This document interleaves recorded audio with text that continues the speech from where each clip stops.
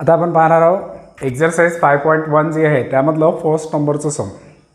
काय सांगितलेलं आहे फर्स्ट नंबरच्या सममध्ये लक्ष द्या. The vector A directed due north and magnitude of vector A is equal to 24. Vector एची जी डायरेक्शन आहे ना ती नॉर्थ आहे आणि वेक्टर एचं मॅग्निट्यूड 24 आहे.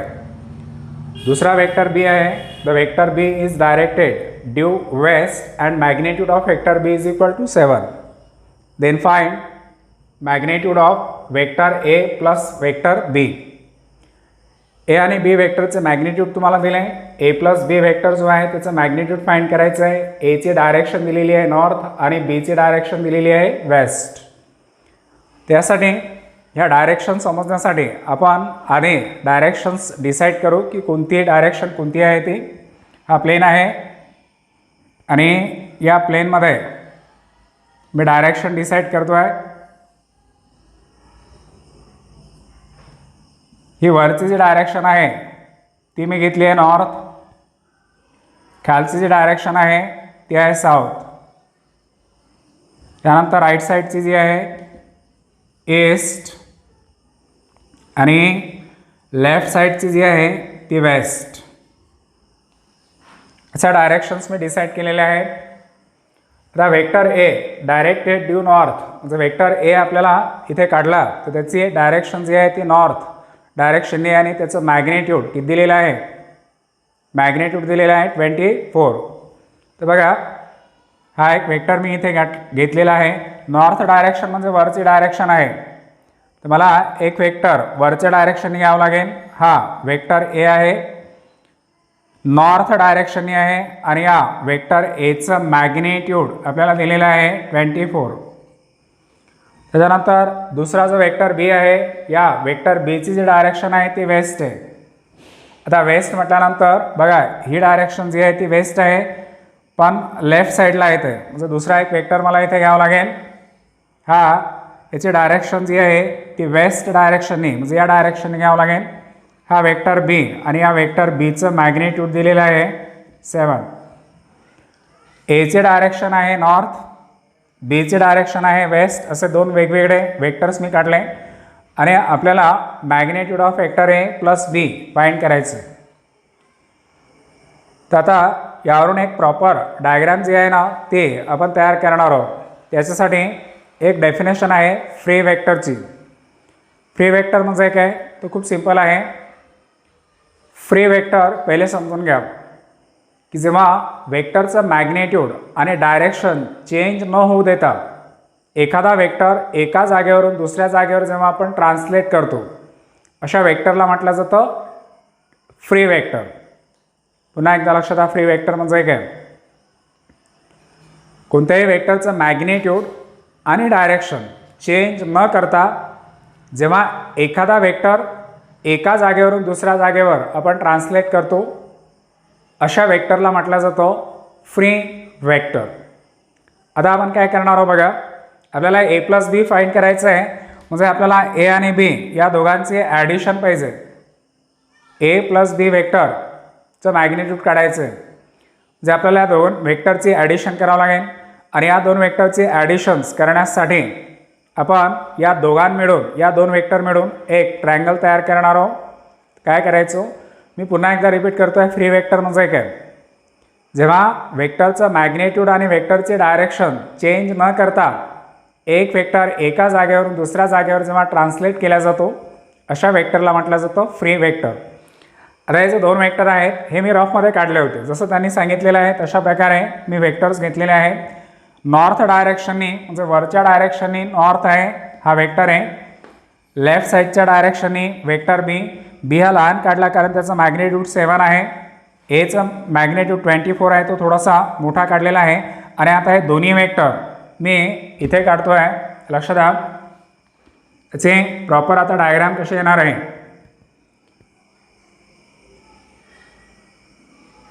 हा वेक्टर ए घेतलेला आहे आणि जो बी वेक्टर आहे त्याची डायरेक्शन नॉर्थ आहे त्याची डायरेक्शन वेस्ट आहे. एचे डायरेक्शन नॉर्थ आहे वरच्या डायरेक्शननी आहे आणि आता हा वेक्टर बी उचलून याचं मॅग्नेट्यूड तेवढंच डायरेक्शनही तीच राहणार आहे, फक्त याला उचलून आपण या एच्या टर्मिनल पॉईंटवर ठेवणार आहोत. इथून सुरुवात होणार आहे. जे या वेक्टर बीचा जो इनिशियल पॉईंट आहे ना, हा पॉईंट इथे ठेवायचा आणि तिचे डायरेक्शन जे आहे ते वेस्टच राहणार आहे. तर मी या बाजूला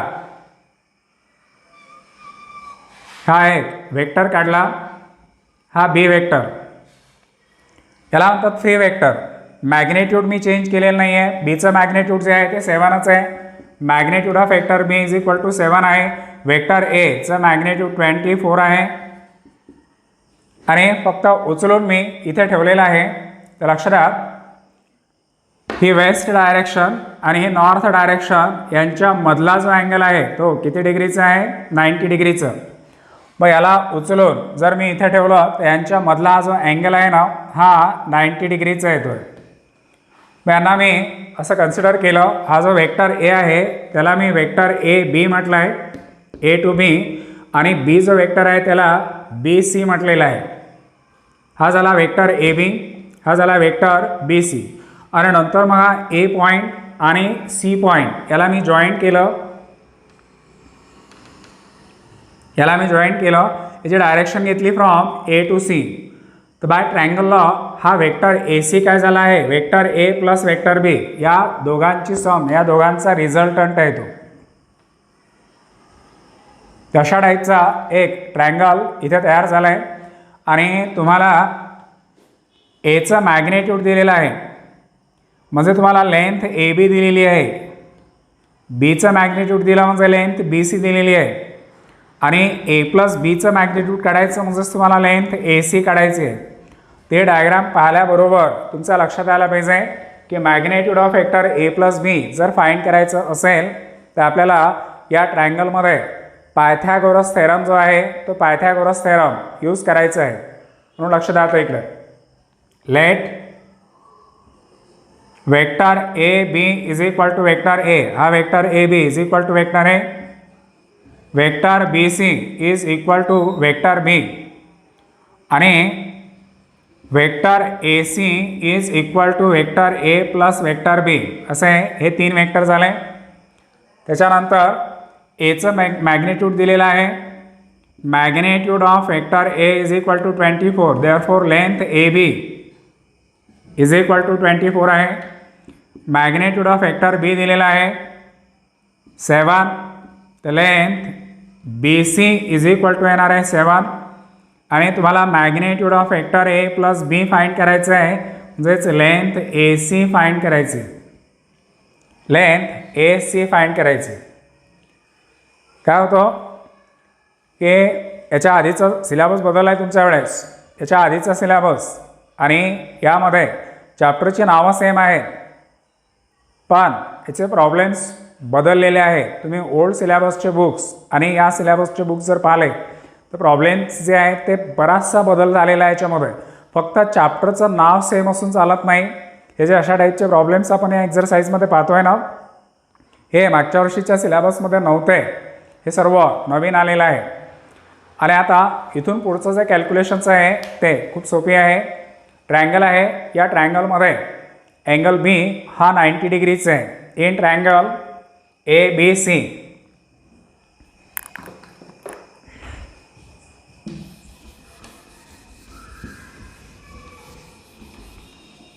in triangle ABC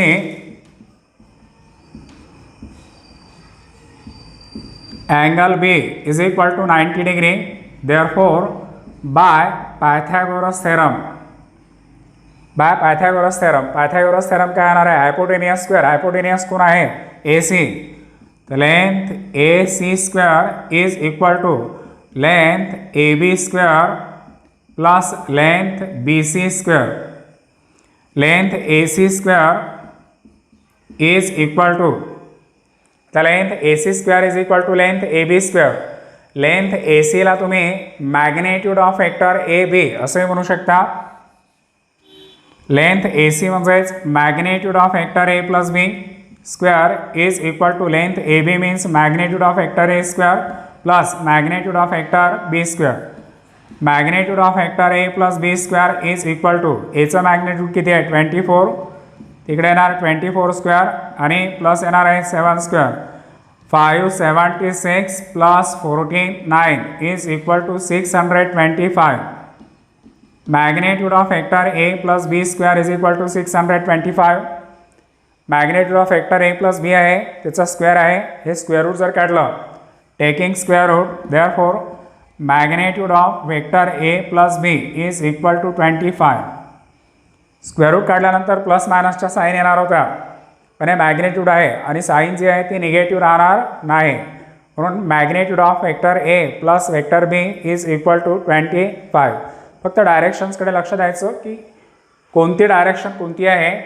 he G direction घेतलेली आहे आपण ही नॉर्थ आहे आणि ही कोणती आहे वेस्ट आहे. त्या दोघां मिळून एक ट्रँगल तयार झालेला आहे आणि आपण ट्रँगल लॉ जो आहे तो ट्रँगल लॉ यूज करूनही यांचे कॅल्क्युलेशन्स करू शकलो असतो, पण आपण इथे पायथागोरस थेरम जो आहे तो यूज केला. खूप सोपे होतं आहे. आता बघू नेक्स्ट.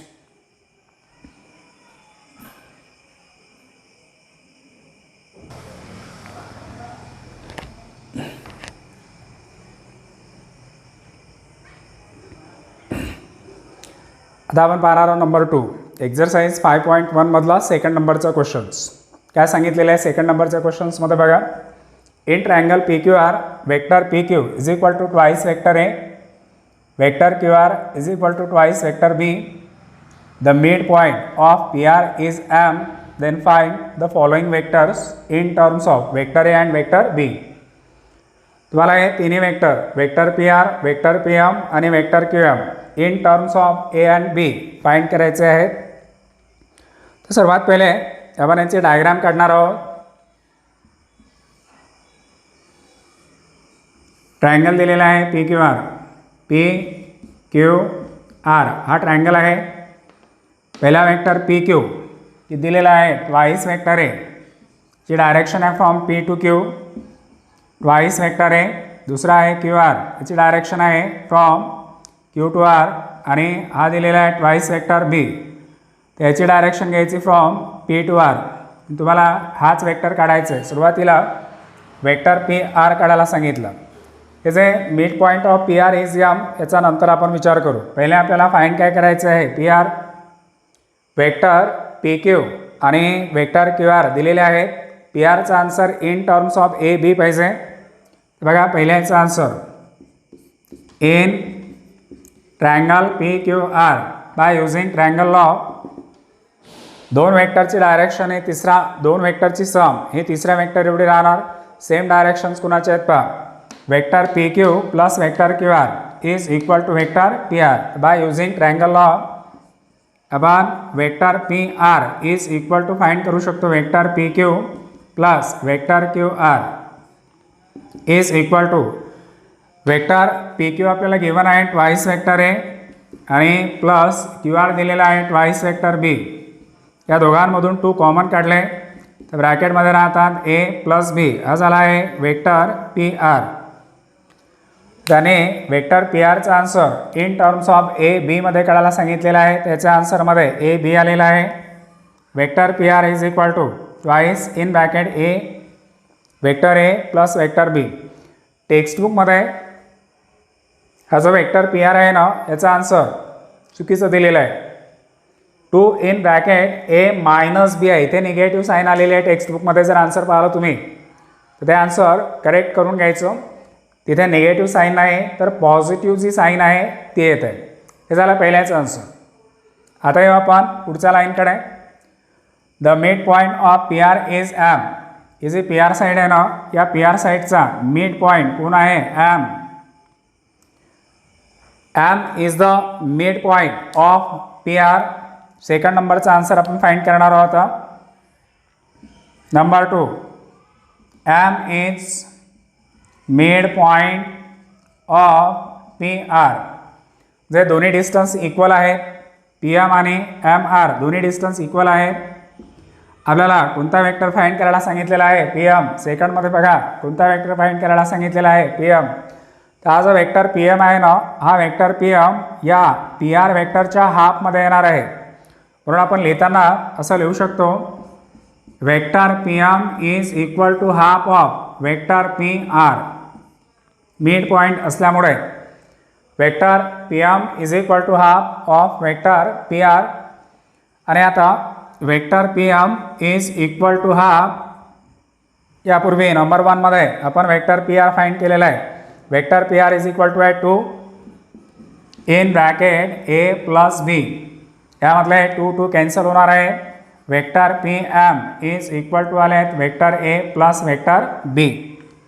तर second vector in terms of A B C मध्ये फाइंड केलेला आहे. Vector P M is equal to vector A plus vector B.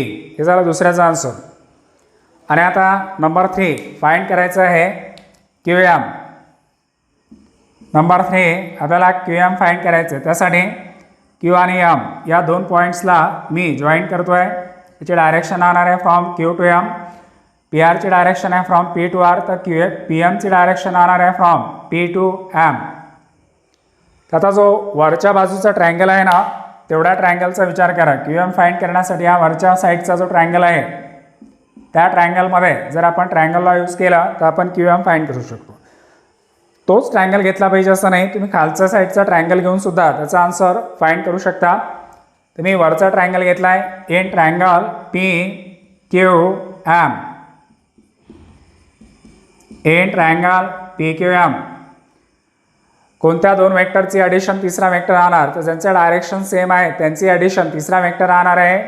तर आपण पी क्यू आणि क्यू एम यांचं डायरेक्शन बघा सायक्लिक ऑर्डरमध्ये येतात, म्हणून या दोघांची सम करणार आहोत. Vector P Q plus vector Q M is equal to vector P M.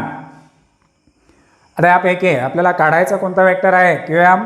Therefore vector Q M is equal to vector P M minus vector P Q is equal to, आणि यापूर्वी आपण vector P M find केलेला आहे. तो vector P M आहे vector A plus vector B minus, आणि P Q vector आपल्याला given आहे.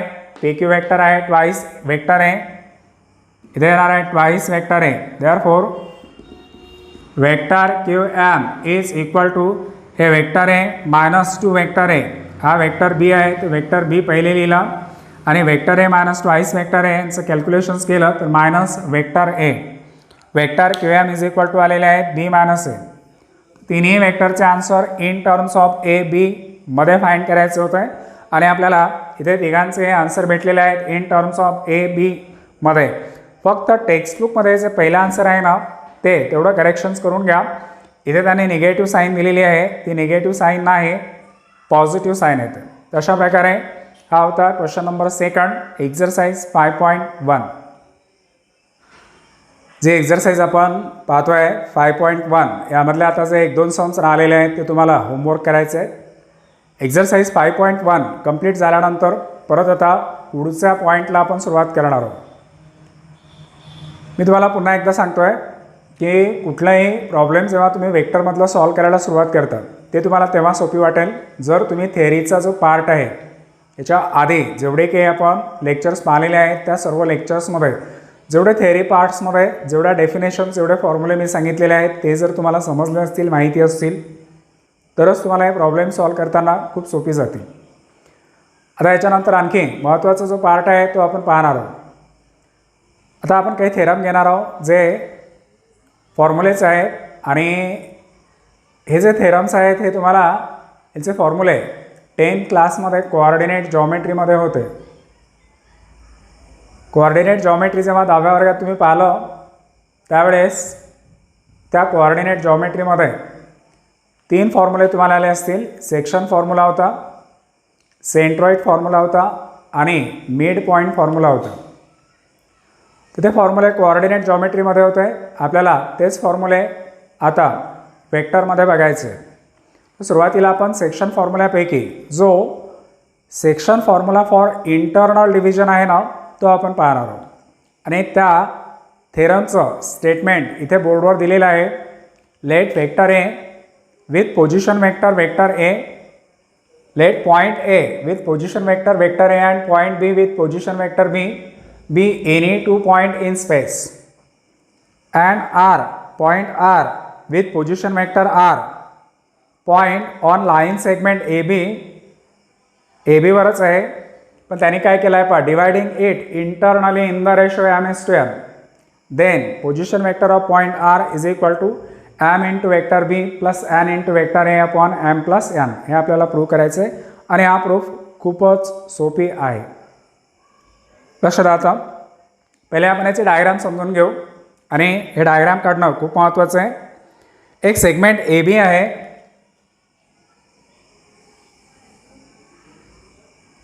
हा आहे पॉईंट ए आणि पॉईंट बी, हा सेगमेंट ए बी आहे. आता पॉईंट एचा पोझिशन वेक्टर दिलेला आहे वेक्टर ए आणि बीचा दिलेला आहे वेक्टर बी. आता पोझिशन वेक्टर म्हटल्यानंतर हा position vector with respect to origin असतो. ओरिजिनपासून त्या पॉईंटपर्यंत तुम्हाला वेक्टर काढावा लागतो, पण इथे ओरिजिन कुठे आहे तर माहिती नाही. कुठेही आपण एखादा पॉईंट ओरिजिन कन्सिडर करू आणि हा पॉईंट एचा पोझिशन वेक्टर म्हणजेच मला ओ आणि ए पॉईंट याला जॉईंट करायचं आहे आणि याची डायरेक्शन आणणार आहे फ्रॉम ओ टू ए. तर हा झाला position vector of point A, तो दिलेला आहे आपल्याला वेक्टर ए. बी पॉईंटचा पोझिशन वेक्टर आणणार आहे विथ रिस्पेक्ट टू ओरिजिन, हा झाला वेक्टर बी. ए पॉईंटचा वेक्टर ए, बी पॉईंटचा वेक्टर बी. हेच त्यांनी त्या ब्रॅकेटमध्ये सांगितलं आहे की ए पॉईंटचा पोझिशन वेक्टर वेक्टर ए आहे, बीचा पोझिशन वेक्टर वेक्टर बी आहे.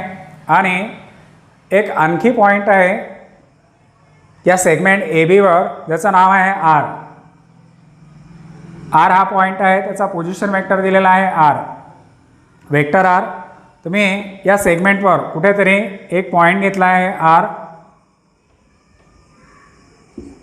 आणि या आरचा पोझिशन वेक्टर आहे हा वेक्टर ओ आर, ज्याला स्मॉल वेक्टर आरने डिनोट केलं आहे. तर इथे तुम्हाला या पॉईंट आरचा जो पोझिशन वेक्टर आहे त्याला इन टर्म्स ऑफ ए आणि बीचं पोझिशन वेक्टरमध्ये लिहायचं आहे. जे vector R is equal to, याने या सेगमेंट ए बीला कोणत्या रेशोमध्ये डिवाइड केला आहे एम इज टू एनमध्ये, तर तुम्हाला vector R is equal to लिहायचं आहे M into vector B plus N into vector A आणि अपॉन एम प्लस एन. हे प्रूव्ह करायचं आहे.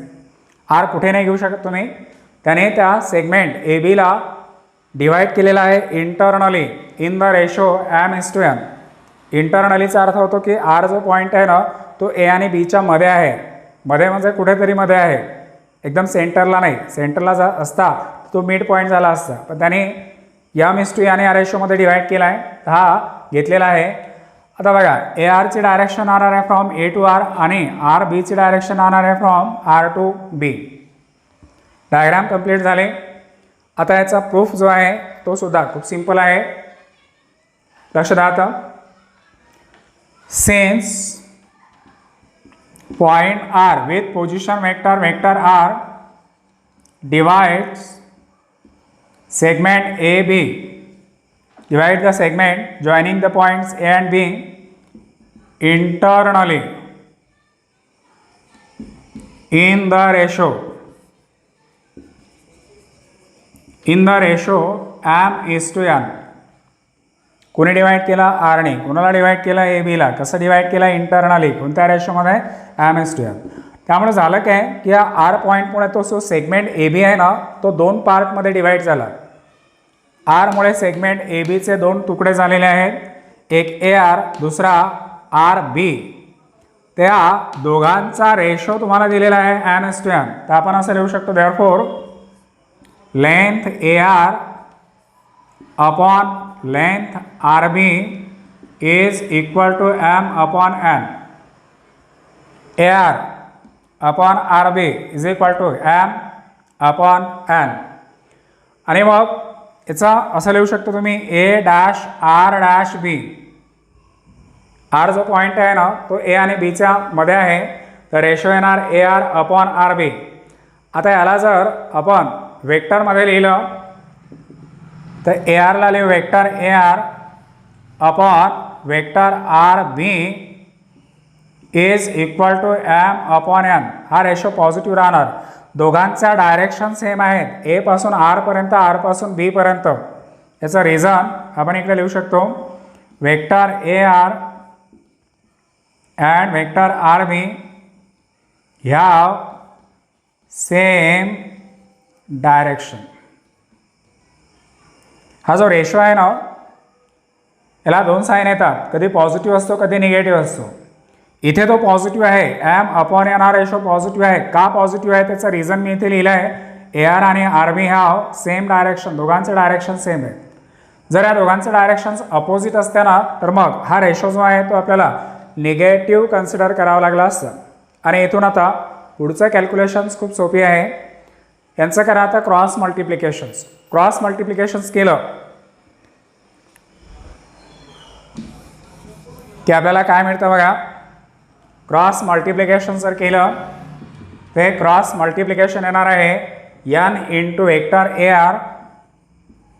N into vector A R is equal to M into vector R B. M into vector R B. या दोन्ही वेक्टरचे आता position vector लिहा. हा आहे एम. ए आरचा पोझिशन वेक्टर आहे तो vector R minus vector A is equal to M. R बीचा आहे तो आहे vector B minus vector R. यांनी याला मल्टिप्लाय करा. N into vector R minus N into vector A is equal to M into vector B minus M into vector R. Vector R एका साईडला घेऊन येऊ आपण. हा एम वेक्टर आर लेफ्ट साईडला जर घेऊन आलो आपण, इकडे येणार आहेत M into vector R plus हे आहेत एन इंटू वेक्टर आर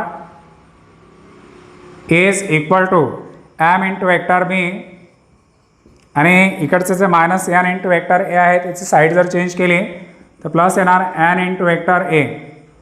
दोघांमध्ये कॉमन काय निघतं, वेक्टर आर. जर कॉमन निघाला तर ब्रॅकेटमध्ये राहिले M plus N is equal to M into vector B plus N into vector A. Therefore vector R is equal to लिहिता येतं M into vector B plus N into vector A. आणि हा bracket scalar आहे, याला डिनॉमिनेटरमध्ये घेऊन जा M plus N. तर पॉईंट आरचा जो पोझिशन वेक्टर आहे ना तो आपल्याला मिळालेला आहे. पॉईंट आरचा पोझिशन वेक्टर आहे M into vector B plus N into vector A upon M plus N. तर हा फॉर्म्युला तुम्हाला लक्षात ठेवायचा आहे. Vector R is equal to M into vector B plus N into vector A upon M plus N. हा होता section formula for internal division. आता बघू आपण section formula for external division. आता पाहणार आहोत आपण section formula for external divisions. हे दोन्ही फॉर्म्युले खूप महत्त्वाचे आहेत. त्यांचे प्रूफ एक्झाममध्ये 3 मार्क्ससाठी 99% विचारण्याचे चान्सेस राहतात. आता एक्सटर्नल डिव्हिजनचा फॉर्म्युला काय आहे, सेम तसाच आहे जसं आधी आपण पाहिला आहे ना, फक्त साईनचा फरक पडतो यांच्यामध्ये. काय सांगितलं आहे पहा, point A and B R any 2 point in space. R पॉईंटने त्या सेगमेंट ए बीला जॉईंट करणारा जो सेगमेंट आहे ना त्याला एक्सटर्नली डिवाइड केला आहे एम एस टी एन या रेशोमध्ये. तुम्हाला पॉईंट आरचा पोझिशन वेक्टर फाइंड करायचं आहे M into vector B minus N into vector A upon M minus N. पहिले आपण याची डायग्राम काढू. हा सेगमेंट ए बी आहे, यांचे position vector with respect to origin हा वेक्टर ओ ए, हा झाला आहे वेक्टर ओ बी. आणि आता आरने डिवाइड केला या सेगमेंट ए बीला, पण कसं डिवाइड केलेलं आहे ते त्यांनी सांगितलेलं आहे, एक्सटर्नली डिवाइड केलेलं आहे. आता एक्सटर्नली डिवाइड केला आहे तर पॉईंट आर हा सेगमेंट ए बीवर नाही येणार. ए बीवर आहे तो, पण ए आणि बीच्या मध्ये नाही आहे. एक्सटर्नली डिवाइड केला आहे म्हणजे या दोघांना कोलिनियर तो या एक तर बीच्या साईडने असेल किंवा एच्या साईडने असेल. तुम्ही काय केलं आहे, इथे हा पॉईंट घेतला आर. आर सेगमेंट ए बीच्या बाहेर आहे, याने या सेगमेंटला एक्सटर्नली डिवाइड केल्याचे 2 पार्ट केलेले आहेत. याला मी डॉटेड लाईननी जॉईन करतो आहे. आणि याचा पोझिशन वेक्टर हा आहे वेक्टर ओ आर जस वेक्टर आर. त्या आरने या सेगमेंट ए बीला एक्सटर्नली डिवाइड केला in the ratio m is to n. तर आरने डिवाइड केलं तर आरने कोणते 2 पार्ट केले याचे, ए बीचे एक पार्ट येतो ए आर आणि दुसरा येतो आर बी. म्हणजे बघा ए पासून आर पर्यंतचा एक पार्ट आणि आर पासून बी पर्यंतचा दुसरा पार्ट. त्याचे डायरेक्शन जेव्हा तुम्ही घ्याल त्यावेळेस ए आरची डायरेक्शन येणार आहे फ्रॉम ए टू आर आणि आर बीची डायरेक्शन येणार आहे फ्रॉम आर टू बी. अशा डायरेक्शन्स काढल्यानंतर सेम पहिल्यासारखंच पहिल्या वेळेस काय सांगितलं होतं बा, Since point R with position vector R divides segment AB externally in the ratio m:n. therefore R मुळे डिवाइड झाला आहे, तर R मुळे याचे दोन पार्ट कोणते झाले, length AR upon length RB is equal to m/m. AR upon RB हा जो रेशो आहे ना, हा m:n दिलेला आहे. पण जेव्हा याला आपण वेक्टरमध्ये लिहिणार तर इथे येणार आहेत vector AR upon vector RB is equal to, आता हा जो रेशो आहे ना याला निगेटिव्ह साईन घ्यायची, मायनस साईन. जेव्हा याला आपण वेक्टरमध्ये कन्वर्ट करतो तर इथे साईन तुम्हाला निगेटिव्ह घ्यावी लागेल. आणि का निगेटिव्ह साईन घेतली त्याचं रिझन आपण लिहू शकतो, vector AR and vector RB have opposite direction. याचं डायरेक्शन्स अपोजिट आहे आणि अपोजिट डायरेक्शन म्हटल्यानंतर निगेटिव्ह वेक्टर्स येतात, त्याच्यामुळे साईन जे आहे तो रेशो जो आहे तो निगेटिव्ह घेतला. आता पहिल्यासारखंच करायचं क्रॉस मल्टिप्लिकेशन. यांनी जर मी इकडे मल्टिप्लाय केलं तर n into vector AR is equal to -m into vector RB. यांचे पोझिशन वेक्टर्स लिहा, n into vector R minus vector A is equal to -m ब्रॅकेटमध्ये vector B minus vector R n into vector R minus n into vector A is equal to -m into vector B plus m into vector R. ज्यांना negative sign आहेत ना त्यांच्या sides आपण change करणार आहोत. हे m into vector B एका बाजूला घेऊन या आणि n इंटू वेक्टर R जे आहेत ते तिकडच्या बाजूला घेऊन जायचे. तिकडे आपल्याला असं भेटणार आहे m into vector A minus n into vector B, sorry m into vector B minus n into vector A is equal to आहेत m into vector R, m into vector R minus n into vector R. याला मी इकडे घेऊन आलो आहे आणि याची side इकडे change केलेली आहे. हे आहेत m into vector B minus n into vector A is equal to, या दोघांमधून वेक्टर R कॉमन निघाला, ब्रॅकेटमध्ये राहिले m मायनस n. या ब्रॅकेटची साईड जर चेंज केली m into vector B minus n into vector A upon m minus n is equal to vector R. therefore vector R is equal to m into vector B minus n into vector A upon m minus n. हा section formula for external division. तर internal आणि external डिव्हिजनच्या फॉर्म्युल्यामध्ये फक्त sine जी आहे तेवढाच फरक आहे. इंटरनल डिव्हिजनच्या वेळेस पॉझिटिव्ह साईन होते आणि एक्सटर्नल डिव्हिजनच्या वेळेस इथे कोणती साईन आलेली आहे, निगेटिव्ह साईन आलेली आहे. ते दोन्ही फॉर्म्युले खूप महत्त्वाचे आहेत. पुढची जी एक्झरसाइज आहे त्या एक्झरसाइजमध्ये याच फॉर्म्युल्यांचं अप्लिकेशन आहे. आता बघू नेक्स्ट. आता पाहणार आहोत आपण मिड पॉईंट फॉर्म्युला. जो सेगमेंट आहे ए बी त्याचा मिड पॉईंट जर आर दिला त्या आर पॉईंटचा position vector A plus vector B upon 2 एवढा आहे तो, हे आपल्याला प्रूव्ह करायचं आहे. खूप सोपी आहे, यामध्ये डायग्राम वगैरे काढण्याची गरज नाही. काय सांगितलेलं आहे पहा, point R is the mid point of line segment A B. जी सुरुवात अशी राहणार आहे, since point R is midpoint of segment A B. Line segment A बीचा मिड पॉईंट आहे. आता आर पॉईंट या सेगमेंट ए बीचा मिड पॉईंट असल्यामुळे या आरने त्या सेगमेंट ए बीचे दोन भाग केले, दोन्ही इक्वल पार्ट आहे. तो ए आणि बीच्या मध्ये आहे. हा सेगमेंट ए बी बरोबर सेंटरला आर आहे, त्याने याचे दोन इक्वल पार्ट केले. तर हा जो रेशो आहे ना हा रेशो सेम राहणार आहे. जेवढा ए आर असेल तेवढंच आर बी आहे, त्या रेशोला म्हणतात 1:1. तर देअरफॉर आपण असं सांगू शकतो की if R is the mid point of segment A B then point R divides segment A B internally in the ratio in the ratio 1:1. हा रेशो काय राहणार आहे 1:1. मिड पॉईंट असल्यामुळे हा रेशो राहणार आहे 1:1. आणि आता आरनी या सेगमेंट ए बीला इंटरनली इन द रेशो 1:1 मध्ये डिवाइड केल्यानंतर आपण यूज करणार आहोत section formula for internal division. Application आहे आता सेक्शन फॉर्म्युलाचं. Therefore by using section formula कोणी डिवाइड केला आर, तर आरचा पोझिशन वेक्टर फॉर्म्युला असतो M into vector B plus N into vector A upon M plus N.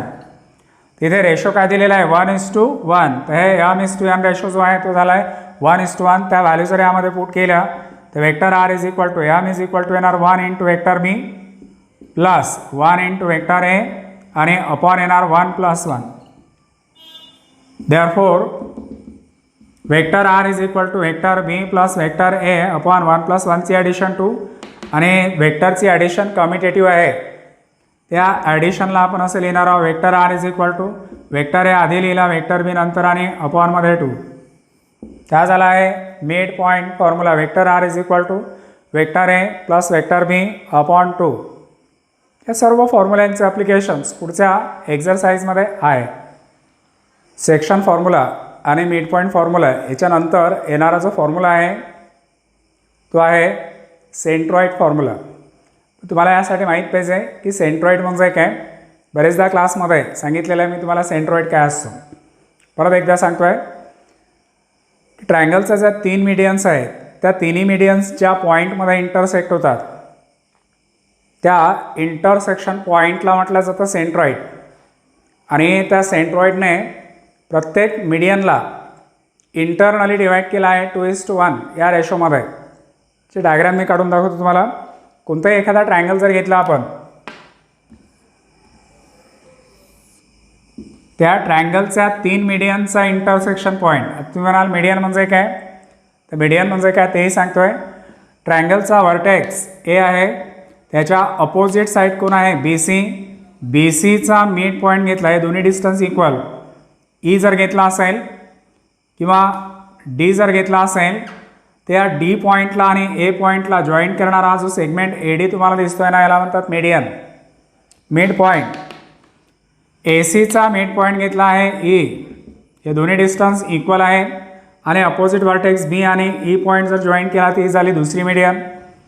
ए बीचा मिड पॉईंट घेतला आहे एफ आणि सी पॉईंट आणि एफ पॉईंट जॉईंट केला ती झाली सी एफ तिसरी मीडियन. 3 मीडियन झालेले आहे त्यामध्ये A D B E C F. ह्या तिन्ही मीडियन्स कॉन्कुरंट आहेत. यांचा इंटरसेक्शन पॉईंट एकच आहे. हा इंटरसेक्शन पॉईंट आहे याला म्हणतात सेंट्रॉइड. आणि हा सेंट्रॉइड कॅपिटल झीने डिनोट केला जातो. त्याने प्रत्येक मीडियनला इंटरनली डिवाइड केला. बघा जी हा पॉईंट ए आणि डीच्या मध्ये आहे. त्याने या मीडियनला 2:1 या रेशोमध्ये डिवाइड केला आहे. जी हा पॉईंट बी ईच्या मध्ये आहे कुठेतरी, तर त्यानेही या बी ईला 2:1 या रेशोमध्ये डिवाइड केला आहे आणि सी एफला सुद्धा 2:1 या रेशोमध्ये डिवाइड केलं आहे. तर centroid divides each median internally in the ratio 2:1. बघा त्याचा फॉर्म्युला काय आहे. त्याचा फॉर्म्युला एकदम सिंपल आहे की ट्रायंगलचा जो सेंट्रॉइड जी आहे हा ट्रायंगल आहे ए बी सी आणि या ट्रायंगल ए बी सीचा जो सेंट्रॉइड आहे जी त्याचा पोझिशन वेक्टर वेक्टर जी. ए वर्टेक्सचा घेतला वेक्टर ए आणि बीचा घेतला वेक्टर बी आणि सीचा वेक्टर सी. तर सेंट्रॉइड फॉर्म्युला असा आहे की तुम्ही या सेंट्रॉइड जीचा position vector G is equal to लिहू शकता. हे जे 3 वर्टेक्स आहेत ना यांच्या पोझिशन वेक्टरची addition vector A plus vector B plus vector C upon याला 3ने डिवाइड करायचं. याला म्हणतात सेंट्रॉइड फॉर्म्युला. असे फॉर्म्युले 10th क्लासमध्ये होता तुम्हाला सेंट्रॉइड फॉर्म्युला. फक्त त्यामध्ये पोझिशन वेक्टरच्या ऐवजी पॉईंटचे कोऑर्डिनेट्स तुम्हाला दिलेले असायचे. त्याची डायग्राम मी तुम्हाला काढून दाखवतो. हा ट्रायंगल ए बी सी इथे जी एचे कोऑर्डिनेट x1 y1, बीचे कोऑर्डिनेट x2 y2, सीचे कोऑर्डिनेट्स x3 y3 आणि जीचे कोऑर्डिनेट xy. तर जीचा x कोऑर्डिनेट फाइंड करण्याचा फॉर्म्युला आहे x1 plus x2 plus x3 upon 3 आणि y कोऑर्डिनेट फाइंड करण्याचा फॉर्म्युला होता y1 plus y2 plus y3 upon 3. Same हाच फॉर्म्युला इथे वेक्टरमध्ये आहे. फरक फक्त एवढा आहे की त्यावेळेस तुम्हाला या पॉईंटचे कोऑर्डिनेट्स दिलेले असायचे, आता तुम्हाला या पॉईंटचे पोझिशन वेक्टर्स दिलेले राहतील. तर हा जो सेंट्रॉइड फॉर्म्युला आहे याचा प्रूफ आपण नेक्स्ट व्हिडिओमध्ये पाहणार आहोत.